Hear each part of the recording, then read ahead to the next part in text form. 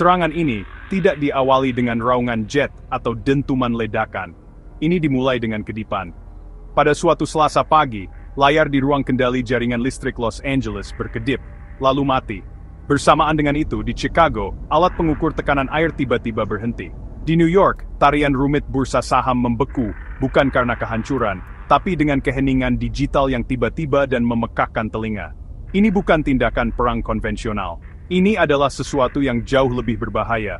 Ini adalah perang yang tidak dilancarkan dengan baja dan mesiu, tetapi dengan angka 1 dan 0, diluncurkan dari server yang tidak terlihat oleh penyerang yang tidak dikenal. Senjatanya adalah baris-baris kode berbahaya. Medan perangnya adalah jaringan yang membentuk tulang punggung kehidupan modern Amerika. Ini adalah Pearl Harbor digital yang telah lama ditakutkan, serangan terkoordinasi terhadap infrastruktur paling penting di negara itu. Jaringan listrik yang menerangi kota dan menjalankan rumah sakit adalah yang pertama tumbang. Kemudian datanglah instalasi pengolahan air, jaringan komunikasi, dan sistem keuangan. Setiap sistem adalah kartu domino, dan tangan tersembunyi baru saja mendorong yang pertama. Keheningan yang mengikuti kekacauan awal mungkin adalah bagian yang paling menakutkan. Tidak ada deklarasi perang yang dikeluarkan, tidak ada kelompok yang mengaku bertanggung jawab. Amerika Serikat, negara adidaya yang dibangun di atas supremasi teknologi, mendapati dirinya terkejut dan lumpuh oleh keterhubungan yang telah dipeloporinya. Musuh ada di mana-mana, dan tidak di mana-mana sekaligus. Respons awal adalah ketidakpercayaan, napas nasional kolektif. Orang-orang bangun dan mendapati ponsel mereka mati, keran mereka kering, dan rekening bank mereka tidak dapat diakses. Kemudahan yang mendefinisikan keberadaan abad ke-21 lenyap dalam sekejap. Ilusi kontrol, janji fundamental negara modern untuk menyediakan layanan dasar, hancur. Serangan itu bukan hanya pada infrastruktur, itu adalah serangan terhadap fondasi psikologis masyarakat. Itu mengungkap kerentanan yang begitu mendalam, sehingga telah direlegasikan ke ranah fiksi dan film thriller paranoid. Perang telah dimulai, tetapi tidak ada musuh yang terlihat untuk dilawan, tidak ada wilayah untuk direbut kembali, hanya kegelapan yang menyebar. Bentuk konflik baru ini menentang semua aturan keterlibatan tradisional. Bagaimana Anda membalas dendam terhadap musuh yang tidak dapat Anda identifikasi? Bagaimana Anda melancarkan perang melawan hantu di dalam mesin? Para arsitek pengepungan digital ini telah memahami sesuatu yang fundamental tentang dunia modern. Kekuatan tidak lagi hanya berada pada kekuatan militer. Itu berada pada kendali informasi dan sistem yang mengelolanya. Dengan mengubah kekuatan terbesar Amerika, kemajuan teknologinya, menjadi kelemahan terbesarnya, mereka telah menjerumuskan kekuatan terkemuka dunia ke dalam keadaan tidak berdaya yang primitif. Perang tanpa senjata telah tiba, dan pertempuran pertamanya adalah kemenangan yang menghancurkan dan sunyi bagi para agresor. Padamnya listrik itu guncangan pertama, tapi macetnya air itu guncangan susulan yang benar-benar bikin perjanjian sosial kita putus. Tanpa listrik, pompa air nggak bisa narik air dari waduk. Pabrik penyaringan air berhenti beroperasi. Tiba-tiba di kota-kota besar yang padat dan di pinggiran kota yang tenang, kebutuhan dasar hidup ini jadi barang langka. Cuma muter keran air, gerakan yang kita lakuin miliaran kali sehari tanpa mikir 2 kali, sekarang cuma ngeluarin suara gemericik kosong. Ini ketakutan dasar yang jadi kenyataan. Kemunduran ke kondisi hidup yang lebih primitif, di mana bertahan hidup tergantung sama segelas air bersih berikutnya. Lapisan peradaban ternyata tipis banget. Panik, yang dulu cuma konsep jauh yang kita lihat di berita dari negara lain, sekarang jadi kenyataan baru. Rak-rak supermarket langsung kosong botol air dalam hitungan jam. Perkelahian pecah di antrean kasir. Tetangga yang selama bertahun-tahun ramah tamah, sekarang saling curiga, ngeliatin persediaan yang makin menipis di troli masing-masing. Pemerintah ngeluarin imbauan buat merebus air, tapi buat jutaan orang yang nggak punya kompor gas, itu pun nggak mungkin. Krisis ini nunjukin betapa rapuhnya rantai pasokan yang kompleks. Sistem rumit yang ngasih air bersih dan aman ke setiap rumah udah dianggap remeh. Dan ketiadaannya menciptakan kekosongan sosial yang cepat diisi sama ketakutan dan keputusasaan. Dampak ekonominya langsung kerasa. Bisnis yang ngandelin air, mulai dari restoran sampai pabrik tutup. Pertanian, yang sangat bergantung sama sistem irigasi otomatis, ngadepin kemungkinan gagal panen yang parah. kelumpuhan sektor keuangan diperparah sama kelumpuhan ekonomi fisik. Krisis abstrak di dunia digital udah menjelma jadi kehausan yang sangat nyata dan bisa dirasakan. Tatanan sosial mulai retak karena masyarakat jadi tertutup, nyimpen sumber daya, dan ngelihat orang luar sebagai ancaman. Kerusakan ini bukan cuma teknologi, ini sosial, penurunan cepat ke kondisi siapa kuat dia dapat. Ini bukan cuma ketidaknyamanan, ini bencana kesehatan masyarakat yang lagi terjadi. Tanpa air mengalir, sistem sanitasi gagal, sampah menumpuk, dan risiko penyakit bawaan air kayak kolera dan disentri, yang dulu cuma ada di buku sejarah di negara maju, jadi ancaman yang membayangi. Rumah sakit, yang udah kesulitan sama pemadaman listrik dan ngandelin generator cadangan, kewalahan sama pasien yang dehidrasi dan penyakit terkait sanitasi. Serangan siber ini udah mencapai apa yang nggak bisa dilakuin bom. Dia udah ngebalikin lingkungan kota modern itu sendiri buat ngelawan penduduknya. Ngubah rumah jadi tempat berkembang biaknya penyakit dan keputusasaan. Keruntuhannya cepat dan brutal. Hari berganti minggu, dan guncangan awal berubah menjadi kemarahan yang membara di seluruh negeri. Ketiadaan musuh yang jelas untuk disalahkan menciptakan lahan subur bagi paranoia dan teori konspirasi untuk berkembang. Di aplikasi pesan terenkripsi dan papan buletin komunitas darurat, narasi mulai terbentuk. Beberapa menyalahkan negara adidaya saingan, menunjuk jari pada musuh geopolitik yang sudah mapan. Yang lain berbisik tentang konspirasi Deep State, sebuah pekerjaan orang dalam yang dirancang untuk memberlakukan darurat militer. Kelompok-kelompok pinggiran yang telah lama terpinggirkan di sudut-sudut gelap internet muncul ke permukaan, ramalan apokaliptik mereka seolah-olah terbukti. Kekosongan informasi diisi bukan oleh fakta, tetapi oleh ketakutan. Kekacauan di jalanan adalah cerminan kekacauan daring. Dengan sistem komunikasi yang lumpuh, informasi resmi langka dan seringkali bertentangan. Otoritas lokal yang terputus dari panduan federal, menerapkan tindakan putus asa mereka sendiri. Jam malam diberlakukan. Unit Garda Nasional dikerahkan untuk melindungi apa yang tersisa dari fasilitas umum, seperti titik distribusi air dan rumah sakit. Pemandangan ini, yang dulunya terkait dengan negara-negara gagal, atau negara-negara yang dilanda perang, kini terjadi di jantung Amerika. Pemandangan tentara di tanah domestik, menjatah kebutuhan pokok kepada sesama warga negara mereka, adalah simbol kuat dari kejatuhan bangsa. Itu adalah bukti visual dari kekuatan musuh yang tak terlihat. Dampak politiknya langsung dan tidak stabil. Pemerintah federal tidak dapat memberikan jawaban yang jelas atau resolusi yang cepat, tampak impoten. Presiden berpidato di depan bangsa, tetapi kata tak jaminan terdengar hampa di tengah kota-kota yang gelap dan bisnis yang tutup. Kepercayaan pada institusi yang sudah rapuh menguap. Perpecahan partisan semakin dalam menjadi jurang saling menyalahkan. Satu pihak menuduh pemerintah tidak kompeten dan lemah, sementara yang lain menuduh lawan politik mengeksploitasi krisis untuk keuntungan mereka sendiri. Persatuan yang sering menyertai tragedi nasional secara mencolok tidak ada.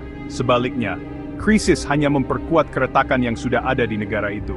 Konflik internal ini persis seperti yang kemungkinan besar diinginkan para penyerang. Sebuah negara yang berperang dengan dirinya sendiri tidak mampu melakukan pertahanan yang koheren atau respons yang terpadu. Serangan siber bukan hanya serangan teknologi, itu adalah tindakan perang psikologis yang canggih. Dengan menabur kekacauan dan mengikis kepercayaan, musuh secara efektif telah membuat rakyat Amerika melawan pemerintah mereka sendiri, dan melawan satu sama lain. Medan perang yang sebenarnya bukanlah jaringan listrik atau sistem perbankan, tetapi pikiran 330 juta orang. Tujuannya adalah untuk mematahkan semangat bangsa, untuk membuktikan bahwa fondasi kekuasaannya dibangun di atas ilusi digital yang rapuh dan mudah hancur. Jauh di dalam bunker rahasia di Quantico, Virginia, para penyelidik kejahatan siber terbaik FBI bekerja keras. Mereka adalah detektif digital, menyaring triliunan byte data, mencari hantu di dalam mesin. Kecanggihan serangan itu sangat mencengangkan. Kode jahat itu adalah hasil karya jenius yang gelap, polimorfik, dan dapat menghapus diri sendiri, meninggalkan jejak yang membingungkan dengan banyak petunjuk palsu. Itu dirancang tidak hanya untuk melumpuhkan, tetapi juga untuk menyembunyikan. Para penyerang menggunakan jaringan kompleks dari server yang dibajak, proksi anonim, dan saluran terenkripsi, memantulkan sinyal mereka melintasi lusinan negara untuk mengaburkan asalnya. Rasanya seperti mengejar bayangan di dalam ruangan penuh cermin. Analisis forensik awal menunjukkan keterlibatan aktor tingkat negara, sumber daya, koordinasi, dan kesabaran yang diperlukan untuk operasi semacam itu berada di luar kemampuan kolektif peretas biasa atau kelompok teroris manapun. Fragmen kode mengisyaratkan bahasa pemrograman dan waktu kompilasi yang menunjukkan asal di Asia Timur, sementara elemen lain tampaknya menunjuk ke server yang berlokasi di Timur Tengah. Apakah itu musuh tunggal yang kuat, atau koalisi negara-negara yang bersatu dalam keinginan mereka untuk mempermalukan raksasa Amerika? Buktinya kontradiktif. Jejak remah roti yang dirancang untuk membuat penyelidik berputar-putar dan menabur perselisihan di antara sekutu. Tekanan dari Washington sangat besar. Publik menuntut musuh, target untuk kemarahan dan ketakutan mereka. Setiap jumpa pers yang tidak meyakinkan dari Direktur FBI memicu teori konspirasi yang merajalela. Investigasi menjadi titik nyala dalam permainan saling menyalahkan global. Sumber-sumber yang tidak disebutkan namanya membocorkan sedikit informasi kepada pers, melibatkan satu negara suatu hari dan negara lain keesokan harinya. Kebocoran ini, disengaja atau tidak, berfungsi untuk meningkatkan ketegangan internasional. Negara-negara yang dituduh mengeluarkan bantahan keras, membalas dengan tuduhan mereka sendiri tentang Amerika yang suka berperang. Pengejaran hantu para pelaku secara tidak sengaja mendorong dunia lebih dekat ke konflik konvensional, bahkan ketika perang yang tidak konvensional berkecamuk. Para penyelidik utama, tim kecil yang terdiri dari agen-agen berpengalaman dan buat kode muda yang brilian, mulai curiga bahwa mereka sedang dipermainkan. Petunjuknya terasa terlalu nyaman, sidik jari digitalnya terlalu jelas. Mereka berteori bahwa pihak ketiga yang sangat canggih mungkin menjebak negara lain, dengan sengaja menanam bukti untuk memicu konflik global multifront. Hipotesis ini menakutkan, karena menunjukkan musuh dengan tujuan yang bahkan lebih sinis dan tidak stabil, tidak hanya untuk melumpuhkan Amerika Serikat, tetapi untuk membakar seluruh dunia. FBI tidak lagi hanya memburu peretas, mereka mencoba mengungkap dalang yang menarik tali geopolitik global dari balik bayangan. Kebenaran tetap terkubur di bawah lapisan penipuan digital. Kelumpuhan Amerika Serikat menciptakan kekosongan kekuasaan yang segera diisi oleh dunia. Tatanan global yang sudah lama ditopang oleh dominasi ekonomi dan militer Amerika, mulai retak. Tanpa Angkatan Laut AS untuk menjamin keamanan jalur perdagangan maritim, premi asuransi pengiriman meroket. Rantai pasokan global, yang sudah tegang, terhenti. Ekonomi dunia yang begitu erat terjalin dengan pasar Amerika, jatuh bebas. Bursa saham dari Tokyo hingga Frankfurt anjlok, saat skala penuh bencana Amerika terungkap. Serangan siber bukan hanya serangan terhadap satu negara, itu adalah serangan terhadap seluruh sistem perdagangan dan keuangan global. Di Timur Tengah, absennya hegemoni Amerika langsung terasa. Kekuatan regional, yang selama ini terkendali oleh keseimbangan halus diplomasi dan kehadiran militer AS, melihat peluang untuk menyelesaikan masalah lama dan memperluas pengaruh mereka. Gencatan senjata yang dinegosiasikan dengan hati-hati dan rapuh di zona konflik seperti Yaman dan Suriah hancur dalam semalam. Perang proksi berkobar dengan intensitas baru. Iran merasa berani, mulai memberikan tekanan yang lebih agresif di Selat Hormuz, titik cek yang penting untuk pasokan minyak global. Wilayah itu, kotak korek api abadi, tiba-tiba disiram bensin dengan pemadam kebakaran tradisional Amerika Serikat, kini terjebak di rumahnya sendiri yang terbakar. Dinamika serupa terjadi di Asia. Di Laut Cina Selatan, wilayah dengan klaim teritorial yang disengketakan, perhitungan kekuasaan bergeser secara dramatis. Tanpa kehadiran konstan kelompok penyerang kapal induk Amerika yang berpatroli di perairan, negara-negara penuntut menjadi lebih berani. Tarian halus pencegahan dan diplomasi, gantikan oleh serangkaian konfrontasi yang lebih agresif dan tidak terduga. Polisi global tidak bertugas, dan lingkungan itu jatuh ke dalam anarki. Serangan siber telah menunjukkan bahwa keterkaitan abad ke-21 adalah pedang bermata dua, runtuhnya inti dapat memicu disintegrasi seluruh pinggiran. Perserikatan bangsa-bangsa terbukti sama sekali tidak mampu mengelola krisis yang meningkat. Pertemuan Dewan Keamanan berubah menjadi forum untuk tuduhan dan tuduhan balasan, pada dasarnya mencerminkan permainan saling menyalahkan yang terjadi di media. Tanpa kepemimpinan Amerika untuk menengahi konsensus atau memberikan tekanan, institusi itu lumpuh. Efek domino berjatuhan, tidak hanya dalam hal konflik regional, tetapi dalam erosi norma dan institusi internasional.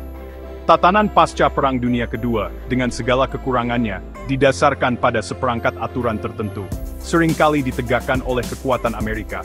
Dengan kekuatan itu, sekarang dinetralkan, dunia dengan cepat kembali ke keadaan alam yang lebih kacau dan multipolar. Laut Cina Selatan, yang sudah lama jadi teater ketegangan yang memanas, jadi salah satu arena pertama dan paling kentara dari kekacauan global yang baru. Bertahun-tahun, patroli rutin Armada ke-7 Amerika Serikat udah jadi penangkal yang kuat, menjaga status quo yang tegang, tapi relatif stabil.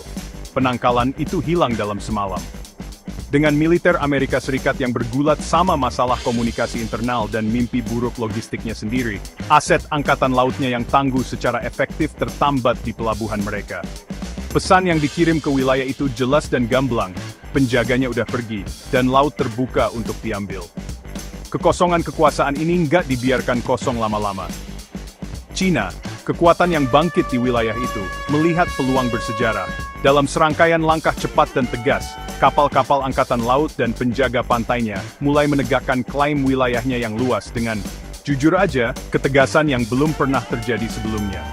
Mereka mengerubungi terumbu karang dan gosong yang disengketakan, memblokade kapal nelayan dan kapal pasokan dari pihak yang bersaing.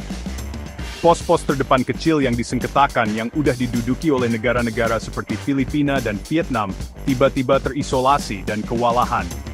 Beijing membingkai tindakannya bukan sebagai agresi, tapi sebagai tindakan sederhana untuk mengamankan wilayah kedaulatannya. Hak yang diklaimnya udah ditolak selama beberapa dekade oleh campur tangan Amerika. Strategi jangka panjang akhirnya menemukan momennya. Respons dari kekuatan regional lainnya adalah campuran panik dan pembangkangan. Aliansi yang udah ditempa di bawah payung keamanan Amerika tiba-tiba tampak nggak berharga. Negara-negara seperti Jepang, Korea Selatan, dan Australia berebut untuk menilai kembali postur pertahanan mereka. Seruan untuk militerisasi cepat, yang dulunya terbatas pada kelompok politik garis keras, masuk ke dalam wacana utama. Perlombaan senjata, yang udah lama ditakutkan tapi tertahan, mulai berakselerasi. Risiko salah perhitungan sangat tinggi. Perkelahian kecil antara kapal penjaga pantai, tabrakan yang nggak disengaja atau tembakan peringatan yang nyasar sekarang, bisa dengan mudah meningkat jadi perang regional skala penuh tanpa pihak ketiga yang kuat untuk menengahi dan meredakan ketegangan. Implikasi globalnya sangat dalam. Sebagian besar perdagangan maritim dunia melewati Laut Cina Selatan. Konflik yang meningkat mengancam untuk memutuskan jalur ekonomi vital ini, memberikan pukulan telak lainnya bagi ekonomi global yang udah goyah. Krisis ini menunjukkan pelajaran penting untuk era baru. Stabilitas geopolitik bukanlah keadaan alami, tapi sesuatu yang udah secara aktif dan mahal dipertahankan. Absennya hegemoni Amerika nggak mengarah pada dunia multipolar yang lebih damai. Sebaliknya, itu melepaskan persaingan yang lebih tua dan lebih primal untuk wilayah dan sumber daya, membuktikan bahwa dalam hubungan internasional, kekosongan kekuasaan seringkali diisi oleh konflik. Kalau Laut Cina Selatan itu ibarat konfrontasi yang berjalan lambat, Timur Tengah justru meledak seketika. Jaringan rumit persaingan, perpecahan sektarian, dan konflik proksi di wilayah ini sudah diatur, meskipun tidak sempurna, melalui kombinasi kehadiran militer Amerika dan tekanan diplomatik.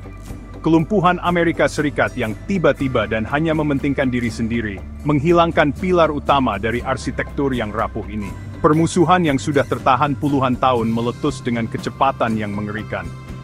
Korban pertama adalah jaringan perjanjian damai dan gencatan senjata yang rapuh, yang telah dinegosiasikan dengan susah payah selama bertahun-tahun. Semuanya menjadi tidak berarti tanpa penjamin utamanya.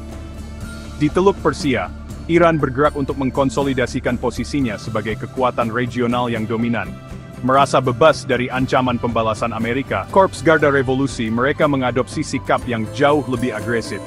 Mereka mengganggu pelayaran komersial di Selat Hormuz, menguji tekad musuh-musuh regional.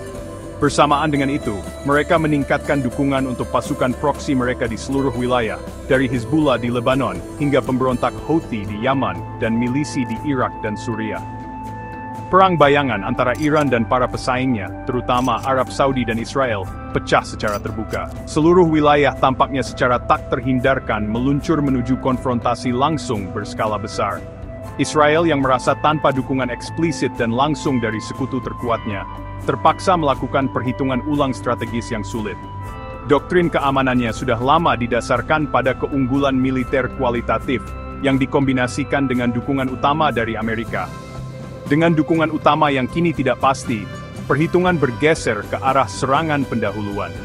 Ancaman yang dirasakan dari Iran yang ambisius nuklir dan proksi-proksinya yang bersenjata lengkap menjadi ancaman eksistensial. Retorika dari semua pihak semakin memanas, dan risiko serangan pendahuluan, sebuah langkah yang dapat memicu kebakaran regional yang tidak terkendali, meningkat setiap hari. Api lama di Timur Tengah sedang diberi bahan bakar baru yang kuat ketidakpastian. Konsekuensi kemanusiaannya sangatlah dahsyat. Konflik yang ada semakin intensif, dan konflik baru berkobar. Populasi sipil, yang sudah menderita akibat perang bertahun-tahun, terjebak dalam baku tembak pertempuran proksi yang meningkat. Aliran bantuan internasional, yang sebagian besar bergantung pada dukungan logistik dan keuangan dari Barat yang kini lumpuh, menyusut drastis. Impian Timur Tengah yang lebih stabil dan makmur, yang selalu menjadi prospek yang jauh, kini tampaknya lenyap sama sekali. Keruntuhan Amerika tidak hanya menciptakan kekosongan kekuasaan, itu telah membuka kotak Pandora berisi kebencian kuno dan ambisi modern, menjerumuskan wilayah yang sangat penting secara strategis ke dalam zaman kegelapan baru. Saat dunia sedang berjuang beradaptasi dengan kenyataan baru, yaitu Amerika yang lumpuh dan perang regional yang memanas, para penyerang melancarkan pukulan pamungkas mereka. Itu datang tanpa peringatan. Pukul 5 sore, waktu Greenwich, sinyal dari seluruh konstelasi 31 satelit Global Positioning System Amerika Serikat serentak mati. Ini bukan kerusakan bertahap, ini adalah pemadaman mendadak yang terkoordinasi. Bagi miliaran orang dan sistem otomatis yang tak terhitung jumlahnya di seluruh dunia, langit, dalam arti tertentu, telah gelap. Jaringan tak terlihat yang mengatur navigasi, waktu, dan logistik modern telah lenyap. Kekacauan yang terjadi membuat serangan infrastruktur awal terlihat seperti pendahuluan. Dampak langsungnya adalah pada transportasi. Pesawat komersial yang kehilangan alat navigasi utamanya menjadi kebingungan. Meskipun pilot dilatih untuk kemungkinan seperti itu, kegagalan sistem secara bersamaan dalam skala global membanjiri kontrol lalu lintas udara, yang sendirinya mengandalkan waktu GPS. Kapal di laut kehilangan arah. Seluruh jaringan logistik global, mulai dari kapal kontainer hingga truk jarak jauh, yang bergantung pada GPS untuk pelacakan dan penentuan rute, lumpuh. Sistem peredaran darah, perdagangan dan perjalanan dunia yang rumit mengalami serangan jantung massal secara bersamaan. Kita telah mengalihdayakan kemampuan navigasi manusia yang bawaan kepada mesin, dan mesin itu baru saja dimatikan. Namun, hilangnya GPS jauh lebih dari sekadar masalah navigasi. Jam atom sistem yang sangat akurat menyediakan sinyal waktu yang menyinkronkan sistem-sistem penting yang tak terhitung jumlahnya. Pasar keuangan global, yang mengandalkan stempel waktu GPS untuk perdagangan frekuensi tinggi, membeku. Jaringan telekomunikasi, termasuk layanan seluler dan internet yang menggunakan sinyal untuk mengordinasikan paket data, mulai gagal. Bahkan jaringan listrik, yang menggunakan GPS untuk menyinkronkan fase di jarak yang sangat jauh, menjadi tidak stabil. Pemadaman ini mengungkapkan ketergantungan yang mengejutkan dan, jujur saja, kurang dipahami. Dunia modern tidak hanya menggunakan GPS, ia dibangun di atasnya. Utilitas tak terlihat ini telah menjadi satu titik kegagalan global. Tindakan perang siber terakhir ini adalah skakmat pamungkas. Ini menjerumuskan tidak hanya Amerika Serikat tetapi seluruh planet ke dalam keadaan kekacauan yang belum pernah terjadi sebelumnya. Itu adalah demonstrasi kekuatan absolut. Pesan kepada dunia bahwa kekuatan tak terlihat yang sama yang bisa melumpuhkan negara adidaya, juga bisa menyandera seluruh peradaban. Serangan itu tidak lagi tentang merendahkan Amerika, itu tentang mengatur ulang papan catur global sepenuhnya. Penyelidikan FBI, perang regional, keruntuhan ekonomi, semuanya sekarang tampak seperti pengalih perhatian. Permainan akhir yang sebenarnya jauh lebih ambisius dan menakutkan. Para penyerang telah memutuskan hubungan umat manusia dengan sistem saraf teknologinya sendiri. Dunia kini berada di ambang era baru yang menakutkan. Matinya infrastruktur Amerika dan jaringan GPS global secara bersamaan telah melakukan lebih dari sekadar menyebabkan kekacauan. Ini secara fundamental telah mengubah struktur kekuatan global. Konsep satu hegemon, polisi dunia yang menjaga ketertiban telah musnah. Kita telah memasuki dunia yang benar-benar multipolar, tapi ini bukan sistem yang stabil dan seimbang seperti yang dibayangkan beberapa ahli teori. Ini adalah kekacauan, tidak terduga, siapa yang kuat dia yang menang, diatur oleh hukum rimba. Kekuatan penstabil, dengan segala kekurangannya, telah tiada, dan kita harus menghadapi konsekuensinya. Pertanyaan besar di hadapan kita adalah, apa yang terjadi sekarang?